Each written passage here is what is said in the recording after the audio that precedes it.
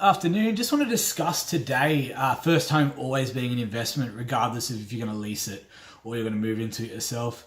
Look, when you're buying your first house, it's a massive achievement, heaps of excitement, plenty of there's a massive buzz in the air. It is a crazy exciting time. Something I want to sort of discuss though is trying to slow down and just think like how badly do you want to spend everything you can on that first place? More often than not, it's not going to be the mansion you see yourself living in if money wasn't a limiting factor in your purchase decision. What I often see, however, is people trying to bridge that gap as much as they can. So they'll say, oh, our perfect house cost $1 million, our budget's only $600,000. They'll try and tick as many of those check boxes for their perfect house as they can, rather than just going, right, this is what we can afford right now, this is where our price range sits. Let's just, let's even go lower. Let's go kind of $400,000. Let's start with a unit or a townhouse or something along those lines, just to get your foot in the door, get started. What you get to do there is you leave a bit of capacity in your borrowing power. So your borrowing power is $600,000. If you buy a $400,000 house, you still got an extra $200,000 you can kind of access down the track, which I'm going to touch on a bit later. Look, the issue isn't so much that you're going to buy at the top of your budget and that you're going to be not necessarily going to be financially stressed. Hopefully you've done budgets and $600,000 is where you sit comfortably, and you can afford your repayments and everything, regardless what kind of comes up in the future. But it's more to the point what you're paying for when you're at the top. So at its foundation, house value comes down to a couple of things. Big one being land size, next one being layout, and then what I like to call discretionary value. So things like how it's presented, furniture, color, all that sort of thing. If you had two houses, all right, let's just pretend they're 20-year-old houses, exact same land size, exact same design, but one was newly painted, kitchen, bathroom updated, and furniture staging. It was staged to sell. Like we had professional stagers come through and they were selling that house. Next door, you've got the exact same house in layout, land size, but it's grandma's place. Grandma hasn't renovated it for 20 years. We've still got the old kitchen, old bathroom. You've got grandma's carpet, that old fluffy sort of carpet sitting there. And the colours, like houses used to be painted in colour rather than sort of your more neutral tones nowadays. And that's quite polarising, so it turns off a lot of people.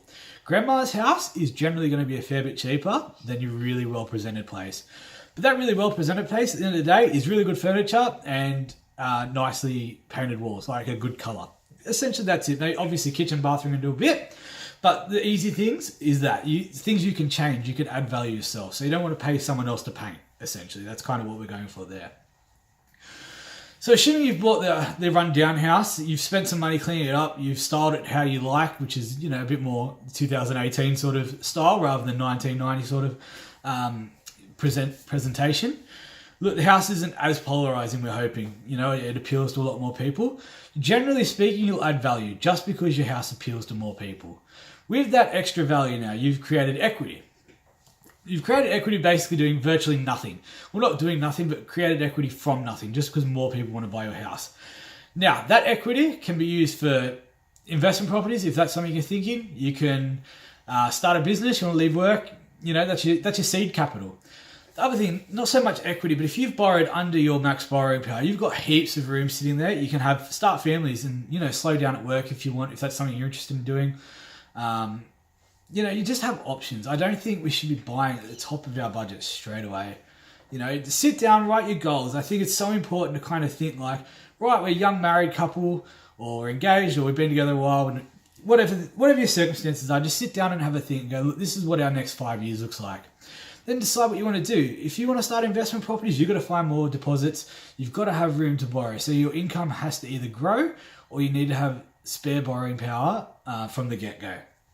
Then you can use that equity and, there's your deposits and stuff. You just need to know what you want to do. And I think it's so important. I think it's something we all get caught up in is we're going to buy a house and you just get so caught up in finding exactly what you want or the best you can get. And I think we do it backwards. We can really set ourselves up a lot better. I think 100% what we need to do is find something that's comfortably within your budget. Then, before that, plan your goals. Find your budget, find your house, go nuts. Look, just don't overstretch. Really plan yourself well and don't leave yourself short for the future for what your goals are down the track. That's it today. Keep an eye out. We're going to run a first home buyers webinar next month or two. That'd be really good, and hopefully see you all there. Thanks.